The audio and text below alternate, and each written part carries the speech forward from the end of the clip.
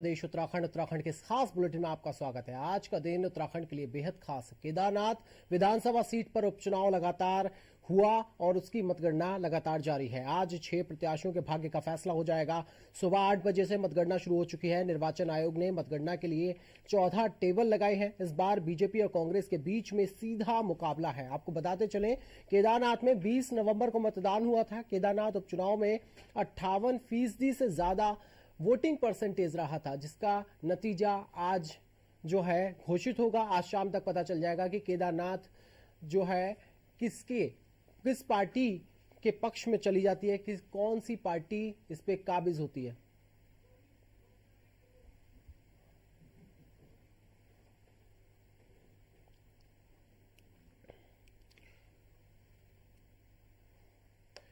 और वही इस खबर पे ताजा जानकारियों के साथ हमारे सहयोगी रोहित डिमरी फोन लाइन पे हमारे साथ जुड़ रहे हैं। रोहित, क्या अपडेट चल रहा है? कौन प्रत्याशी आगे है और कौन सी पार्टी का प्रत्याशी पीछे? जी, मैं आपको बताना चाहूंगा, केदारनाथ उपचुनाव में अभी तक 9 राउंड पूरे हो चुके हैं। 9वें राउंड की गणना पूरी होने के बाद 3324 वोट से भाजपा आगे चल रही है। लगातार कांग्रेस और भाजपा के बीच ही टक्कर दिखाई दे रही है। करीबन कह सकते हैं 11 से 11,500 वोट जहां कांग्रेस को पड़ चुका है, वहीं 15 से 15,500 के करीब वोट जो है भाजपा को पड़ चुका है। इसके अलावा निर्दलीय जो प्रत्याशी है, जिनकी जो त्रिभुवन चौहान है, उनकी ज्यादा से ज्यादा मत गणना है वहाँ वोटिंग प्रतिशत बताया जा रहा था 5,000 बताया जाता है, लेकिन वो भी कम से कम 8,000 वोट अब तक 9वें राउंड में ला चुके हैं। अन्य जो प्रत्याशी हो, अभी उक्रांद की बात कर ली जाए तो 2-2,500 वोट ही उक्रांद अभी ला पाया है, जबकि अन्य जो है उनकी मत मसला 1000 भी 400-500 भी पूरा नहीं हो पाया था। ऐसे में समझ सकते हैं कि अब जो टक्कर है वो भाजपा कांग्रेस के बीच ही है। अभी जो बड़े जो बूथ खुलने हैं, जो बड़े ईवीएम मशीनें खुलने, जो बड़े क्षेत्र की बात करें हम, चोपता नागपुर के, तो वहां पर जातिवाद की बात बताई जा रही है, तो वहां पर हो सकता है कांग्रेस के वोट ज्यादा पड़ सकते हैं। अभी अगस्त्यमुनि क्षेत्र बावई, ऐसा विकासखंड अगस्त्यमुनि का सबसे बड़ा गाँव बावई है, वहां का भी ईवीएम मशीन नहीं खुली है। तो ऐसे में अनुमान यहाँ पे कांग्रेस वहां से बढ़त सकते हैं, लेकिन जिस प्रकार से वोटिंग के नतीजे आ रहे हैं उनसे भाजपा लग रहा है कि भाजपा ही सबसे आगे निकलती हुई नजर आ रही है। जी बिल्कुल, लेकिन जिस तरीके से त्रिभुवन सिंह ने अपने पक्ष में वोट किए हैं, ये बहुत छोटी बात नहीं है और त्रिकोणीय समीकरण तो दिखाई दे रहा है। रोहित जी, मैं आपको बताना चाहूंगा कि केदार घाटी में पहले से ही लोगों में आक्रोश बना हुआ था और भाजपा से जो खास तौर पर आक्रोश बना हुआ था कि यात्रा डाइवर्ट करना और जिला को केदारनाथ ले आना और आपदा में लोगों को मुआवजा न पहुंचाना, तो ऐसे में जो लोग थे उनमें आक्रोश बना हुआ था। ऐसे में जो वोट डाइवर्ट हुई है वो कांग्रेस में नहीं हुई, जबकि निर्दलीय त्रिभुवन चौहान अपने क्षेत्रवाद का पूरा फायदा उठाते हुए वोट ले गए हैं। करीबन केदार घाटी से ही बात कर ले तो 6 से 7,000 वोट उनको वहीं से पड़ा है। उसके बाद अब अन्य जगहों के राउंड जो खुले हैं उसमें उनको बहुत कम वोट पड़ा है। कह सकते हैं कि अब उनको वो जो वोट निकल रहे हैं, जो राउंड खुल रहे हैं, उसमें 300-400-500 वोट पड़े, जबकि उनको पहले 2 राउंडों में 2 से 3 राउंडों में उनको अच्छा खासा वोट पड़ा है। वो भाजपा से भी आगे रहे हैं। तो ऐसे में कह सकते हैं कि अब जब नीचे अन्य जगहों के राउंड खुल रहे तो वहां उनका वोट प्रतिशत कम होने से वो तीसरे नंबर पर चले गए हैं, जबकि जो कांग्रेस है वो दूसरे पे है, भाजपा प्रथम स्थान पर 3324 वोट से आगे निकल गई है। जी बिल्कुल, और इस बार नोटा पे भी लोगों ने वोट दिया है। जिस तरीके से चुनाव आयोग की साइट पे दिखाई दे रहा है, उस हिसाब से नोटा पे भी काफी लोगों ने जो है वोट दिया है। तो क्या कारण हो सकता है कि लोग नोटा की तरफ, किसी प्रत्याशी की तरफ न जाके नोटा की तरफ आकर्षित हुए? ज्यादा मैं आपको कहना चाहूंगा, केदारनाथ विधानसभा में इस बार जो उपचुनाव हुए हैं बहुत ही ज्यादा, कह सकते हैं बहुत ही ज्यादा खतरनाक तरीके से यहाँ पे चुनाव देखने को मिले हैं। भाजपा ने भी अपनी कड़ी मेहनत यहाँ पे दिखाई है, जबकि कांग्रेस में इस बार एकजुटता दिखाई दी है। तो ऐसे में कहीं ना कहीं जो अन्य जो वोटर हैं उनमें भी कहीं नाराजगी देखने को मिली है, तो उन्हें भाजपा कांग्रेस और निर्दलीय छोड़ के नोटा पे बटन दबाया है। तो ऐसे में नोटा का प्रतिशत जो कह सकते हैं 100-150-200 वोट नोटा को भी जा ही रहा है। तो ऐसे में जो नाराजगी है लोगों ने नोटा पे दिखा रही है। जी बिल्कुल रोहित, तमाम जानकारियों के लिए बहुत बहुत धन्यवाद और नजर बनाए रखिए, आगे भी आपसे अपडेट लेते रहेंगे। तो केदारनाथ विधानसभा सीट पे उपचुनाव की मतगणना लगातार जारी है। बीजेपी प्रत्याशी आशा नोटियाल जो है लगातार बनी हुई हैं, आगे बढ़त बनाए हुए हैं। त्रिभुवन सिंह जो कि तीसरे नंबर पे चल रहे हैं, 7,000 से ज्यादा वोट अपने पक्ष में करे हुए हैं। और इसी के साथ कांग्रेस के प्रत्याशी लगातार दूसरे नंबर पे बने हुए हैं। तो देखना होगा कि ये समीकरण त्रिकोणीय तो बना है, क्योंकि 8,000 वोट त्रिभुवन सिंह का निकाल के लाना ये कहीं ना कहीं दर्शाता है कि लोग कहीं ना कहीं कांग्रेस और बीजेपी दोनों पार्टियों से त्रस्त नजर आए हैं, इसलिए वो तीसरे प्रत्याशी की तरफ गए हैं। वहीं नोटा पर भी वोट डाला गया है। तो आने वाले समय में जो विधानसभा चुनाव होगा उसके लिए बीजेपी और कांग्रेस को के लिए ये एक सबक होगा देखने वाला कि जनता आखिर किन मुद्दों से, किन बातों से नाराज होती है। हालांकि इस पे जो भी पार्टी जीतेगी वो आगे अपना इस जीत का फायदा जरूर लेगी आने वाले चुनावों में। जैसे कि पिछले चुनावों में अभी हाल ही में उपचुनाव हुआ था, आपको बताएं कि बद्रीनाथ और मंगलौर पे जो है उपचुनाव हुआ था दोनों सीटों पे, और उसमें कांग्रेस ने जीत दर्ज की थी। और यही कारण है कि केदारनाथ की इस सीट पे जब उपचुनाव हो रहा है तो कांग्रेस ने उनका जीत का जो दावेदारी थी, उनका जीत का फायदा जरूर कैश कराया था चुनाव प्रचार के दौरान। पिछले दिनों लगातार चुनाव प्रचार के दौरान इसका जिक्र होता रहा है मंगलौर और बद्रीनाथ में कांग्रेस की जीत का। और यही कारण है कि कांग्रेस ने पूरी तरह से दावा किया था कि दोनों पे उपचुनावों में उन्होंने जीत दर्ज की, और केदारनाथ उपचुनाव में भी वो ही जीत दर्ज करेंगे। बता दें कि बद्रीनाथ में कांग्रेस ने जीत दर्ज की थी। बद्रीनाथ में राजेंद्र भंडारी को बीजेपी की तरफ से उतारा गया था, जो कि कांग्रेस के विधायक थे और बीजेपी में शामिल हुए थे, लेकिन कुछ खास असर उनका दिखा नहीं, कुछ खास जादू नहीं चला पाए और बीजेपी को जो है हार का सामना करना पड़ा था। बद्रीनाथ सीट पे इसी के साथ लखपत सिंह बटोला, जो कि वहां से विधायकी जीते, उपचुनाव में कांग्रेस के प्रत्याशी थे। हालांकि आपको बताया कि 5224 वोटों से वो उन्होंने बद्रीनाथ पे जीत दर्ज की थी। इसी के साथ मंगलौर की भी अगर हम बात करें तो मंगलौर में बीएसपी की सीट थी और उसके बाद वहां से उनका जो विधायक थे उनका सरवत अंसारी का निधन हुआ, जिसके बाद से उपचुनाव हुआ। उपचुनाव में कांग्रेस प्रत्याशी की जीत हुई थी। हालांकि बहुत ज्यादा अंतर नहीं था, 422 वोटों के आसपास का आंकड़ा था, जीत का अंतर था, लेकिन काजी निजामुद्दीन ने वहां से जीत दर्ज की थी। हालांकि बीजेपी प्रत्याशी करतार सिंह बढ़ाना ने तीखी टक्कर दी थी, वहां पे तगड़ी टक्कर दी थी और दोनों ही पार्टियों का वहां पे मुकाबला आमने सामने रहा था, लेकिन बावजूद इसके दोनों सीटों पे कांग्रेस ने जीत दर्ज की। उसके बाद आपको बताएं कि केदारनाथ सीट पर उपचुनाव हुआ है और आज मतगणना है। आज शाम तक पता चल जाएगा कि ये सीट किस पार्टी के पक्ष में जाने वाली है।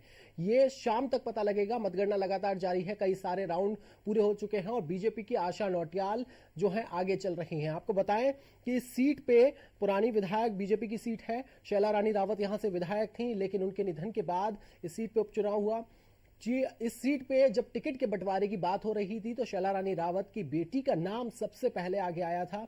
ऐश्वर्या रावत को टिकट दिए जाने की सरगर्मियां बहुत तेज थीं, लेकिन पार्टी ने आशा नौटियाल पर भरोसा जताया। आशा नौटियाल बीजेपी प्रदेश अध्यक्ष, महिला मोर्चा की अध्यक्ष हैं और इसी के साथ आशा नौटियाल पहले से सक्रिय हैं राजनीति में और एक बार बगावत भी कर चुकी हैं। बावजूद इसके अभी वर्तमान में वो बीजेपी महिला मोर्चा के अध्यक्ष हैं और इसी के साथ उन्हें विधायकी का टिकट मिला उपचुनाव में। और अभी के अगर रुझानों की बात करें तो बीजेपी की आशा नौटियाल सभी कैंडिडेट से आगे चल रही हैं। दूसरे नंबर पर कांग्रेस के प्रत्याशी चल रहे हैं और तीसरे नंबर पे आपको बताएं कि त्रिभुवन सिंह चल रहे हैं। हालांकि त्रिभुवन सिंह त्रिकोणीय जो है मुकाबला बनाए हुए हैं, 7000 से ज्यादा वोट अभी तक उनके पक्ष में चले गए हैं। तो इस तरीके से देखना होगा कि ये त्रिकोणीय मुकाबला किसके पक्ष में जाता है। हालांकि अभी भी टक्कर बीजेपी और कांग्रेस के बीच में सीधी मानी जा रही थी, लेकिन त्रिभुवन सिंह के पक्ष में 8000 वोट आना कोई जो है सरल बात नहीं है। तो देखना होगा कि त्रिकोणीय मुकाबला किस तरीके से किस पार्टी के पक्ष में जाएगा। शाम तक तस्वीर क्लियर हो जाएगी, साफ हो जाएगी और पता चल जाएगा कि किस पार्टी के पक्ष में ये सीट गई है, कौन सी पार्टी का विधायक इस सीट पर काबिज होता है। खबरों में आगे बढ़ते हैं, केदारनाथ सीट की बात कर लेते हैं। झोली में किसकी में जाएगी ये देखना होगा। शनिदेव की कृपा किस पर बरसेगी, मतगणना के बाद ये पता चल जाएगा। फिलहाल बीजेपी और कांग्रेस के प्रत्याशियों की अभी तक नींद उड़ी हुई है पूरी तरह से कि आखिर क्या होने वाला है, क्योंकि ये बड़ी बड़ी साख की बात है। बीजेपी ने 4 धाम यात्रा हो या तमाम जो वहां के मुद्दे हैं उसको लेकर प्रचार किया था ना पिछले दिनों। मुख्यमंत्री पुष्कर सिंह धामी खुद वहां पे प्रचार करने के लिए पहुंचे थे। वहीं कांग्रेस की ओर से तमाम दिग्गज लोग वहां पे प्रचार करने के लिए पहुंच रहे थे। मनोज रावत के पक्ष में लगातार प्रचार किया गया था, दावा किया गया था कि केदारनाथ विधानसभा में पहले से ज्यादा विकास होगा, जो क्योंकि अभी तक बीजेपी की वहां पे पार्टी की सरकार थी, बीजेपी अपना कब्जा जमाई हुई थी। अब ये देखना होगा कि कांग्रेस ने जो वादे किए उस पर जनता ने भरोसा जताया भी है या बीजेपी वापसी कर रही है सीट पे। और निर्दलीय प्रत्याशी भी यहां से उतरे थे। आपको बताएं कि चुनावी मैदान में त्रिभुवन सिंह भी पार्टी जो है चुनाव मैदान में उतरे थे और त्रिभुवन सिंह ने बहुत अच्छा आंकड़ा बताया कि हालांकि वो बेशक तीसरे नंबर पर हैं, त्रिकोणीय मुकाबला बनाए हुए हैं, लेकिन फिर भी 7,000 से ज्यादा उन्होंने वोट अपने पक्ष में किए हैं। तो ये मानने वाली बात होगी कि कांग्रेस और बीजेपी के होते हुए भी सीधा मुकाबला दिखाई दे रहा था, उसके बावजूद भी त्रिभुवन सिंह को 7,000 वोट मिले हैं। तो ये सबक लेने वाली बात है और अब क्या होगा ये शाम तक पता चल जाएगा। हालांकि प्रचार और प्रसार में 2 सीटें जो कि हाल ही में कांग्रेस ने जीती थी उपचुनाव की, उसकी बात खासा होती हुई दिखाई दी थी। आरोप प्रत्यारोप के बीच में भी इन दोनों ही सीटों का जिक्र बार बार होता हुआ दिखाई दिया था और यही कारण है कि आज मैं भी आपसे इन दोनों सीटों की जो कि कांग्रेस ने उपचुनाव में जीती हैं, बंगलौर और बद्रीनाथ, इनका मैं जिक्र आपके साथ बार बार कर रहा हूं। खबरों में आगे बढ़ते हैं। उधम सिंह के सितारगंज वन विभाग के बराकेली रेंजर जेसी उप्रेती के खिलाफ कर्मचारियों ने मोर्चा खोल दिया है। कर्मचारियों ने आरोप लगाया है कि रेंजर गाली गलौज कर अभद्र भाषा का प्रयोग करते हैं। एक महिला कर्मचारी ने रेंजर पर अश्लील हरकत करने का भी आरोप लगाया है। वहीं रेंजर ने सभी आरोपों को नकारा है। वन कर्मचारियों ने रेंजर का घेराव कर उन्हें खूब खरी खोटी सुनाई। वन कर्मचारी रेंजर की गाली गलौज का ऑडियो सुनाते रहे, लेकिन रेंजर आरोपों को गलत बताते रहे। फिलहाल कर्मचारियों ने गाली गलौज और ऑडियो सार्वजनिक करते हुए उच्च अधिकारियों को भेजा है और शिकायत की है।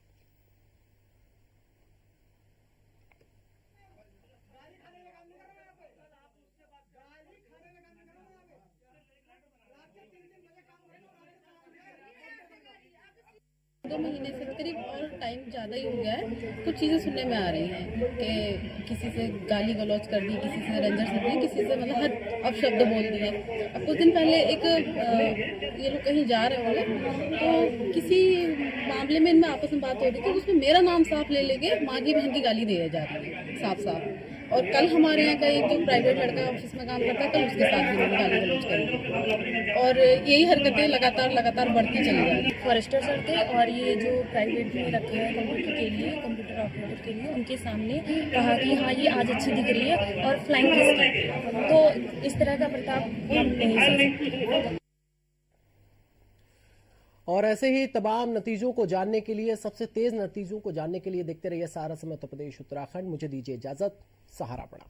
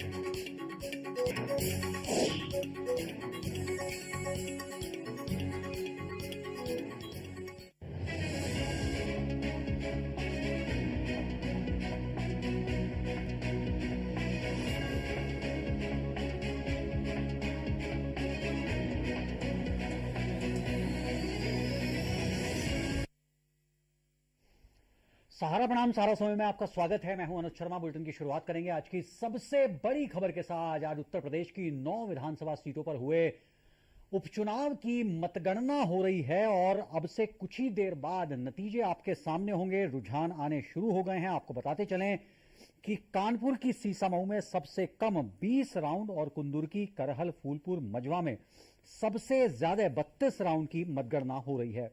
मतगणना स्थल पर त्रिस्तरीय सुरक्षा व्यवस्था की गई है। उत्तर प्रदेश के मुख्य निर्वाचन अधिकारी नवदीप रिणवा ने बताया है कि मीरापुर, कुंदुरकी, गाजियाबाद, खैर सुरक्षित, करहल, सीसामऊ, फूलपुर, कटेहरी और मझवा विधानसभा उपचुनाव के लिए मतगणना के दौरान सुरक्षा के पुख्ता इंतजाम किए गए हैं।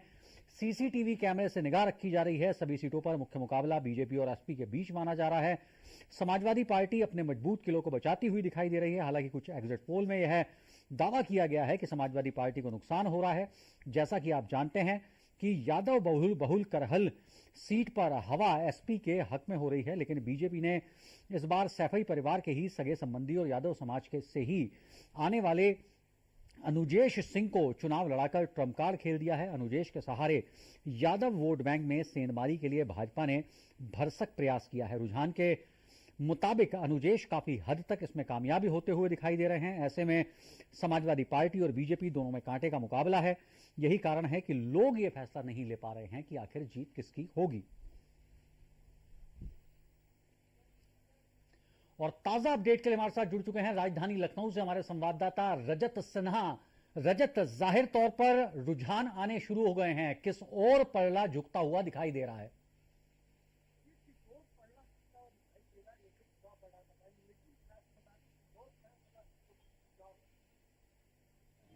चुनाव है और इनमें से जो समाजवादी पार्टी के गढ़ की सीटें कही जा रही थी, चाहे करहल हो जहां से अखिलेश यादव ने विधायकी से इस्तीफा दिया था, वो सांसद बने थे, चाहे वो सीसामऊ सीट हो और चाहे वो कुंदरकी की सीट हो, कहीं ना कहीं कह सकता हूँ कि 5 राउंड से ज्यादा की गिनती कानपुर की सीसामऊ विधानसभा सीट पर हो चुकी है। और यहाँ पर सपा प्रत्याशी नसीम सोलंकी बीजेपी प्रत्याशी सुरेश अवस्थी से 15,000 से अधिक मतों से बढ़त बनाए हुए हैं। कुल 20 राउंड की गिनती सीसामऊ विधानसभा सीट पर हो रही है और 5 से अधिक राउंड की गिनती हो चुकी है और इनमें 15,000 से अधिक मतों से सपा प्रत्याशी नसीम सोलंकी बढ़त बनाए हुए। तो ये समाजवादी पार्टी का गढ़ वाली सीट थी। पिछली 4 बार से यहाँ से इरफान सोलंकी विधायक थे, जिसकी सदस्यता रिक्त होने से इस सीट पर उपचुनाव हो रहा है और समाजवादी पार्टी ने उनकी पत्नी नसीम सोलंकी को यहाँ से प्रत्याशी बनाया है। तो समाजवादी पार्टी शुरुआती रुझान में तो अपना एक गढ़ बचाती हुई नजर आ रही है। इसके साथ ही करहल सीट जो सबसे महत्वपूर्ण सीट है, समाजवादी पार्टी की परिवार की सीट है, यहाँ पर भी समाजवादी पार्टी और भाजपा प्रत्याशी के बीच कांटे की टक्कर नजर आ रही है। जहाँ भाजपा ने अनुजेश यादव को प्रत्याशी बनाया था, वही समाजवादी पार्टी ने तेज प्रताप सिंह को प्रत्याशी बनाया था।